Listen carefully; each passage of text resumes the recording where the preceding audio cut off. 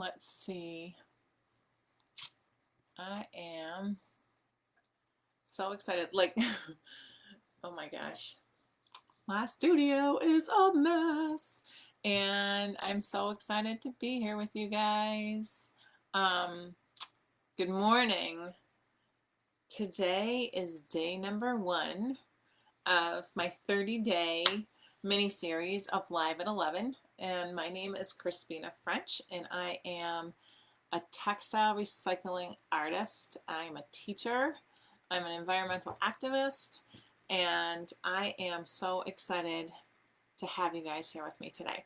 So every day for the next 30 days, I will be right here with you live. I'm going to try, my challenge to myself is to try to figure out how to make this live on YouTube and on Instagram. And I'm not sure how to do that, but that's my challenge. So hopefully I'll be able to figure it out. So we are going to get things started. I like to kind of start off a little slow and give people a chance to hop on with me. If you're out there listening to me and you can hear me live this morning, pop me a little note. Oh, good morning, Barbara. How are you today? I hope you're well. I hope you're doing well. Are you in Mexico? Is it super hot there? Well, I'll tell you, over here in Beckett, Massachusetts, which is in the Berkshire Hills in the westernmost part of the state, we are having the most glorious weather. This weekend was hot, but it's July. So there you have it. So I wanted to, I'm going to talk to you guys. First of all, I just want to you know how they put up the signs in places that say, please excuse our appearance while we're remodeling? Just imagine there's a sign, because back there is a big mess. I am reconfiguring my studio. Good morning, Liz Ann. I'm so glad you're here. I'm reconfiguring my studio to accommodate our print shop. So I have, in addition to being a recycled textile artist, I also run a screen printing company with my sister, Sophia Hughes. And we make the Dolphin Studio calendars, as well as posters and cards and custom screen printed stuff, mostly on paper. We do print on textiles as well. But hey, Jacqueline. Oh, Barbara, you are hot in Mexico. I bet you are, because it's hot here too. And I can only imagine what that must be like down there. So anyway, please excuse the appearance. I'm working on it, and over the next 30 days, you will see a transformation happening here with all kinds of pretty stuff, so that behind me will be beautiful instead of kind of an abyss of junk. So right now, that is my photo shoot room. That's where I take pictures of all and make the videos that you see online. And over on my, it's my left, but it looks like my right because the screen is flipped, is my little office area, and then I have this really cute little sewing room next door. So everything is falling into place, but it's a little disheveled today. Anyway, let's get started. So a couple months ago, back in May, I started this thing called the Stitch Along with Crispina, and it came out of another project I had done that was called the Crispina Scrapbox Challenge. And Crispina's Scrapbox Challenge has happened a couple of times, and I'm definitely going to do another one, so I'll keep you guys posted. It happens when my studio gets full of scrap and I need help recycling it. And I have people apply, and then they get randomly chosen to participate. And that happened. So the Scrapbox Challenge happened. It kicked off the 1st of March. And if you guys are looking at your calendars or remembering, you'll know that the 1st of March was pre-pandemic. And so I shipped out all the boxes, and by the time they got to their destinations, we all knew the word coronavirus. We all knew that our lives were going to change drastically. And by the time the project got into full swing, the 55 women who participated were so thankful, as was I. Ooh, there's a big bee flying around, about having this really great creative, positive focus.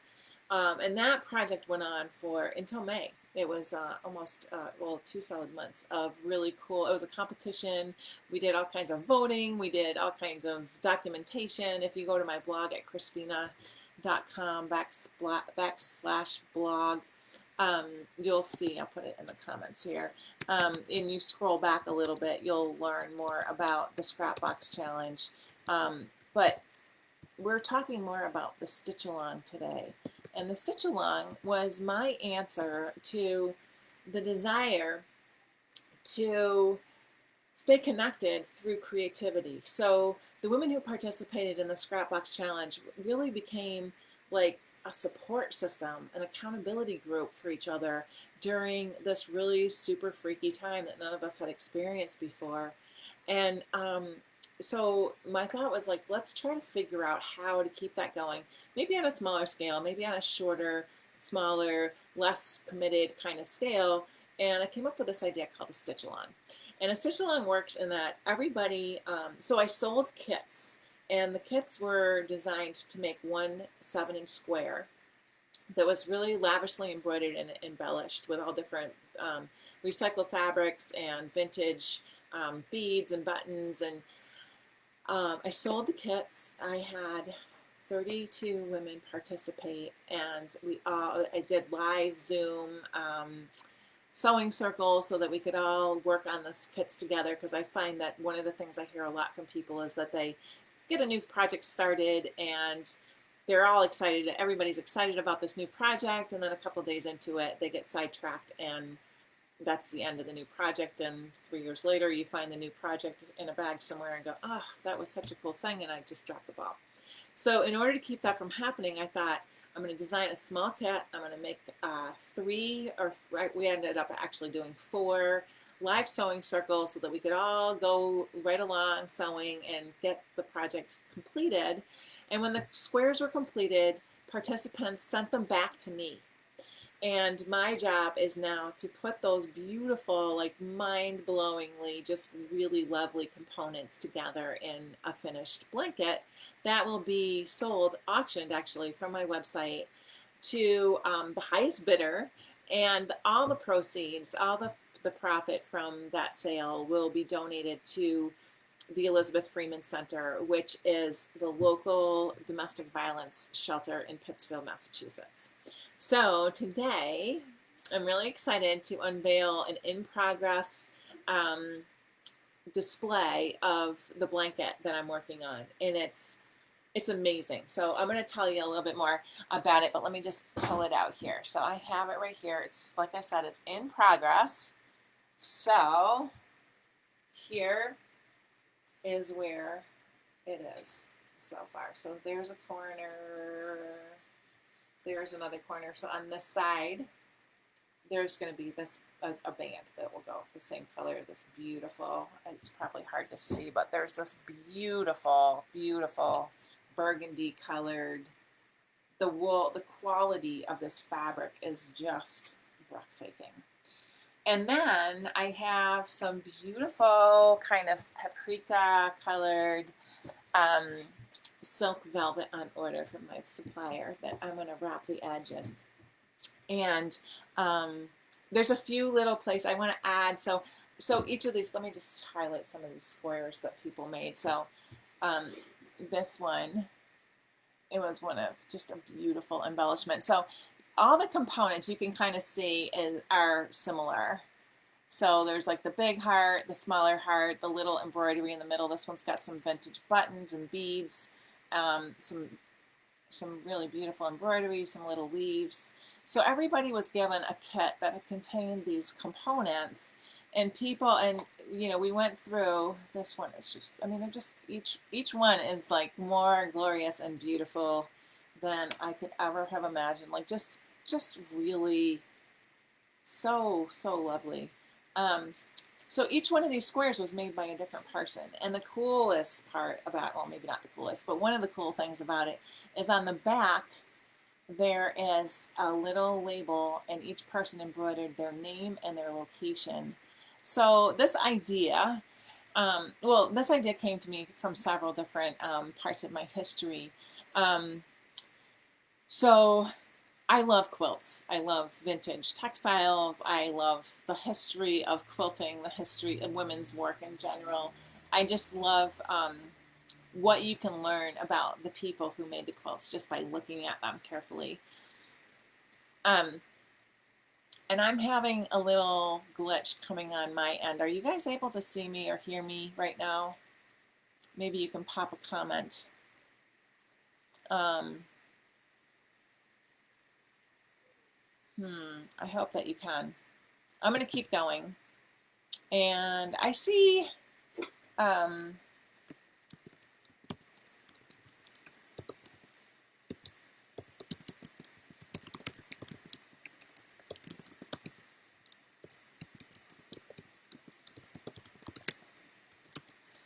I think that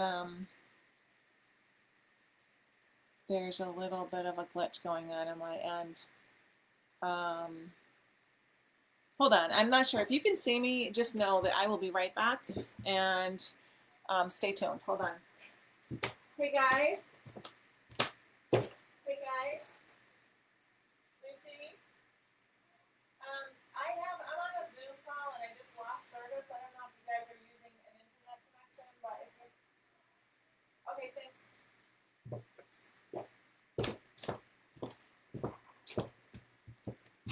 Huh.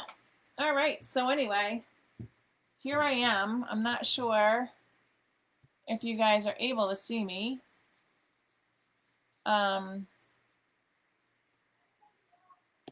Okay, thank you.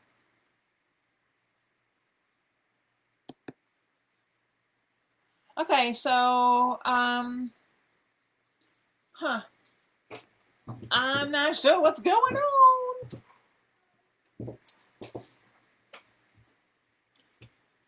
Okay, Barbara, yes, you can hear me and see me. Cool. So I'm just going to sit here. My screen went dark. I'm going to imagine that you guys can hear me, and I'm just going to keep moving.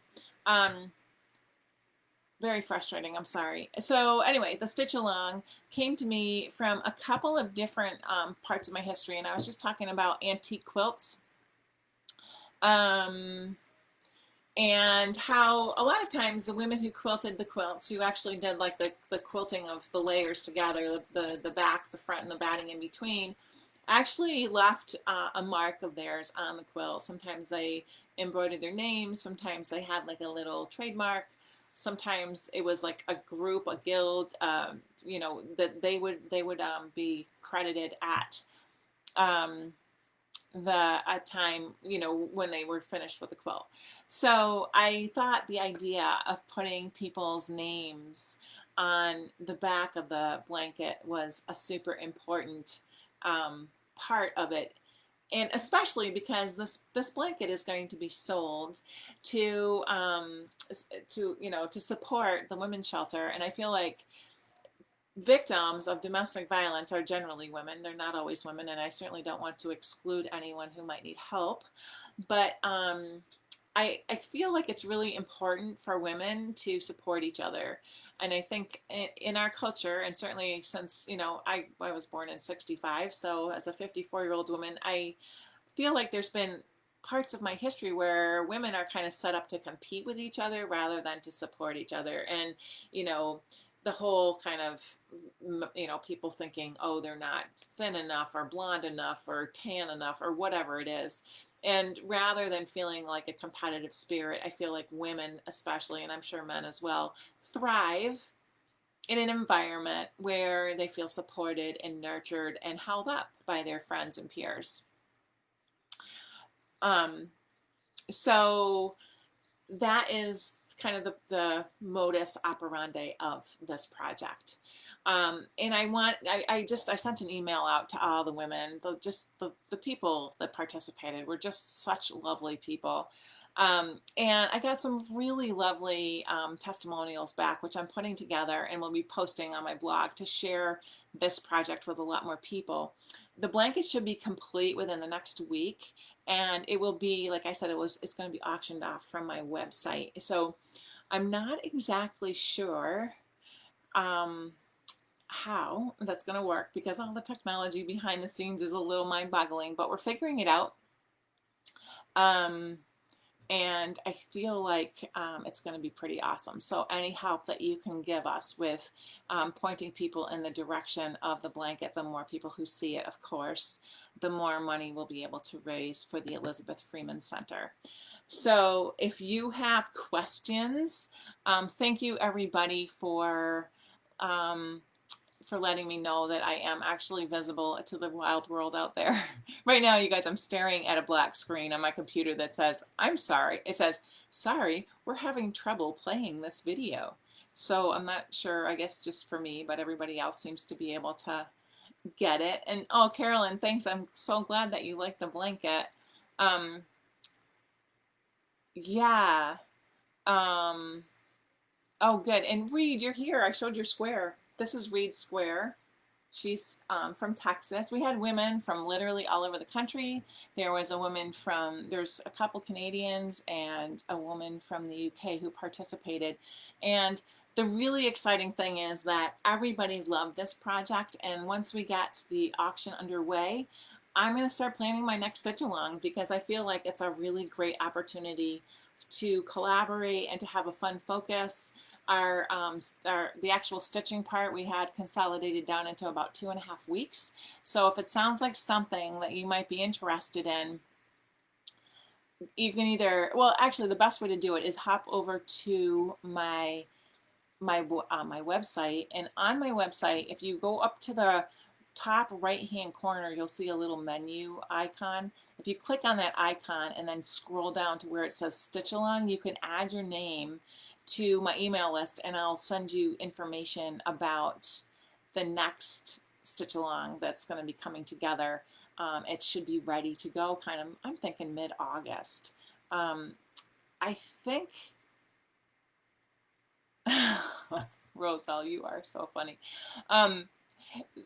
Roselle, I'm so glad you're here. I hope, my girlfriend Roselle is one of the most friendly, loving, sweet women really that I know. She has the heart of gold. Like, honestly, I mean, I know a lot of women who have hearts of gold, but this girl, she was really, really sad last week, and I just want to give her a shout out and let her know that I am sending you my love, and I hope that you can, I hope you're feeling better, because this is a really hard time, you guys. Like, everybody that I know is, you know, it's hard. We're all dealing with things that are unforeseen and we can't make plans. And, you know, my two girls are 13 and 14 years old, and are we going to go back to school? I don't know. Are the schools going to be open? I don't know. And am I going to want to send my kids back to school if they are open? There's another question. So this is all unforeseen. We are doing the best we can up here in Massachusetts. I've been reading that our numbers are looking good as far as the pandemic goes, but in other locations, it's not the case. And hey, Ruth Brown, you just tuned in. I'm so glad you're with us because I want to show you. I'm going to show you the blanket again. And like I said a minute ago, if you've been here with me, I can't really see what I'm showing you because the computer is, I live in a very rural area where my internet access is super lame, but this is the blanket so far. So, it's coming together. There's going to be a border all the way around, like, of this beautiful, like, just this fabric is really beautiful wool, vintage yumminess. And yeah, it's going to be edged in kind of a paprika orangey colored silk velvet that I just ordered, so it should be here within the next couple of days. And I want to just tell you a little story about the blanket. So I had, you know, I like with most things that I do, I kind of wing things, you know. I don't like plan things and go through and figure out like all the questions people are going to have, or, you know, I just say, okay, this is a great idea. People really need this right now. And I'm not going to spend the next 4 or 5 days figuring stuff out. I'm just going to offer it. So that's what I did with the Stitch Along. And I had no idea how many people would participate. I had no idea what, you know, I knew that I could make a blanket out of as many squares as people sent me back. I didn't know, like, not everybody sent their squares back. Not everybody finished their squares. So I was kind of like in this place where I didn't want to limit it. I didn't want to say, okay, only 32 people can participate.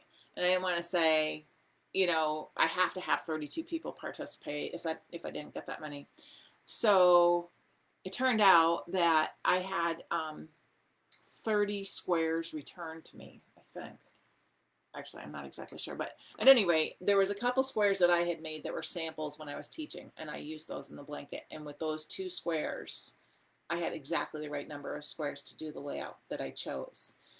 But, you know, it's the pandemic, and I'm not really super psyched about thrift store shopping right now. I'm a bit of a germ phobe, and I just wasn't sure, like, I don't know, like, what's going on with thrift stores. Like, is it okay to purchase clothing other people have worn? You know, most thrift stores don't wash and dry their clothing before they sell them, so I'm really hanging back a little bit. And I did not have the right material. I had the blankets that I had used for the background of the squares, which are, you know, I have the pinks, and I have this beautiful kind of herringbone fabric here, and I have this nice blue. There's a couple of different blues, but none of them were contrasting with all the squares because they were the same as the squares. And I just was really like racking my brain, how am I gonna do this? And like I said, when I started this little video, I'm in the middle of moving my studio space around, and I started saying this because the Dolphin Studio, my screen printing business, needed more space this year because there's 4 people who print, and we need to create a little social distance for them so they can have good health. So I kind of was reconfiguring, and I was just like, okay, I got to get this blanket done. It's taken longer than I wanted it to, and lo and behold, I got 2 giant boxes in the mail from someone I've never met. Her last name is Seidel, and if I remember, Virginia Seidel from New York City sent me these 2 beautiful boxes full of the most incredible wool blankets. So the wool that and I was actually dreaming, like, if I could pick the color, it'd be this beautiful burgundy, which is kind of a neutral, it's kind of a soft color. It goes with lots of people's interiors, and it sets off all the reds that we used in the squares that are kind of throughout. Each square has something that's either red or pink or kind of an orange tone. And the last blanket in the bottom of the second box was this fabric. And can I tell you, there is no scrap.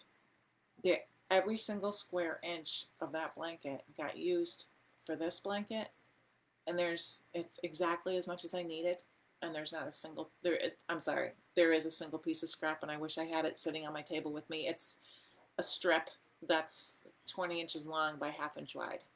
And sometimes let me just say, the universe provides.